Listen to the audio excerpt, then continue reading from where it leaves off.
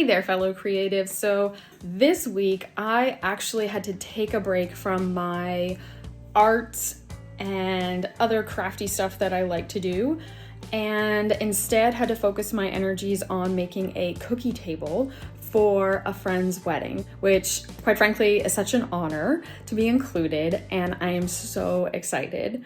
So what cookies did I decide to make? I went with a classic chocolate chip cookie. I decided to use the recipe that I have been using for a couple years now. I found it on the New York Times Cooking. So let's go and gather the ingredients for chocolate chip cookies. Okay, so if we take a look at this butter that's browning, and in order to brown butter, you literally throw sticks of butter in a pot, keep it on low heat until it starts to change color. The milk fats will separate, and I don't know if you can see, but I can just start to tell that it's getting to a darker shade that I want it to be. And the smell, so if you just sort of like get close, not too close, and smell it, you can smell it has like this caramely sort of browned delicious smell, and that's how you know that your brown butter is ready. We're gonna take it off the heat here, let it cool down.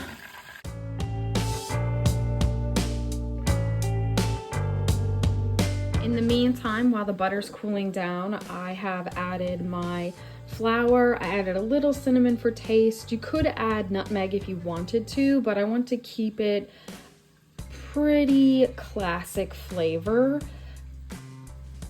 I want to keep it pretty classic in terms of flavor, so I did not. And then baking soda. Yes, I always confuse baking soda and baking powder. I don't know if the rest of you do, but I do, so I always have to double check. Baking soda. I mixed them up. I know that you can filter your flour, but I didn't, so because I'm lazy.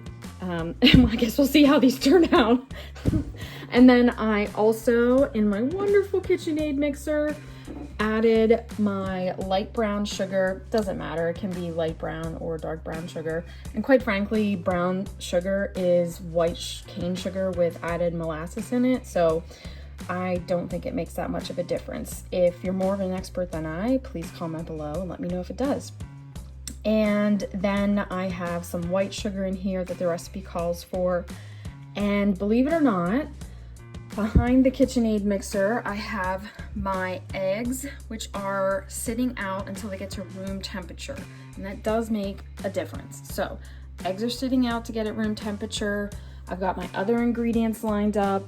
I have my vanilla flavoring here that I'm going to use. And when the butter is cooled off, we'll jump right into the next step.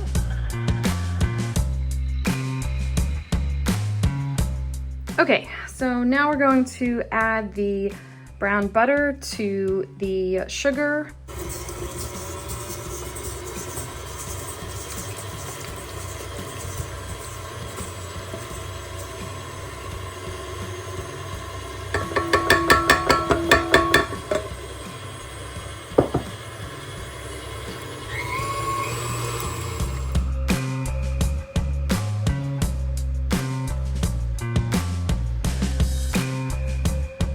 The next step is to add in the eggs. It's 1 full egg and then 1 egg yolk.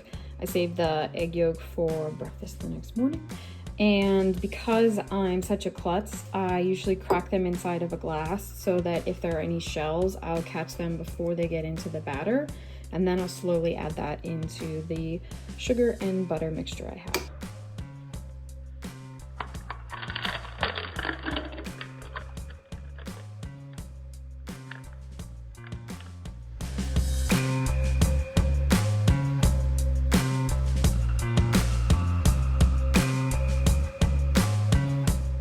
Okay, so we have scraped down the sides and I have the flour. I'm going to add in about 3 different batches so that it all mixes in thoroughly.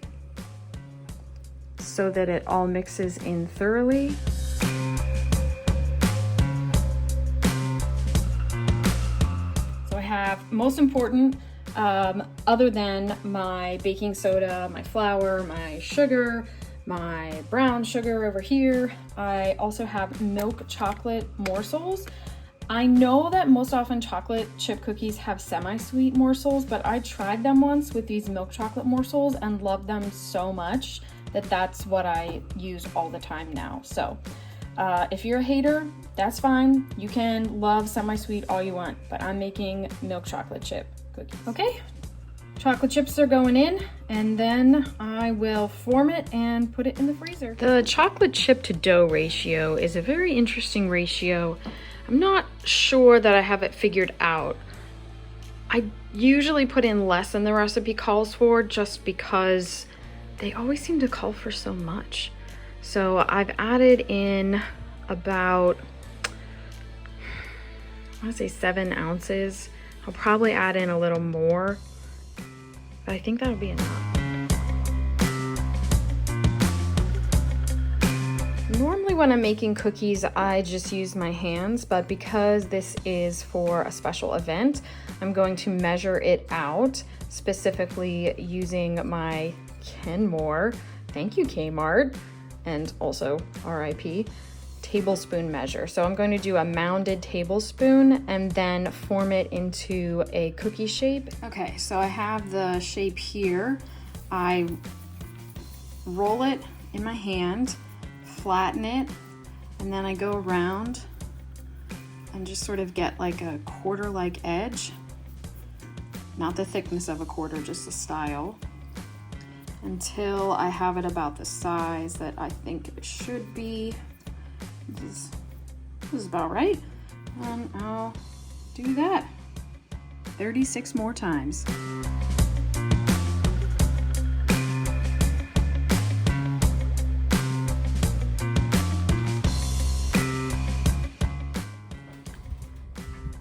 Okay, I always burn myself. So let's try and wear protective stuff this time. See you on the other side, little buddies. Okay, so you see how these are cracked and they're actually starting to look pretty tight on the top. I know that these are done, and if I leave them in here anymore, I will definitely burn them.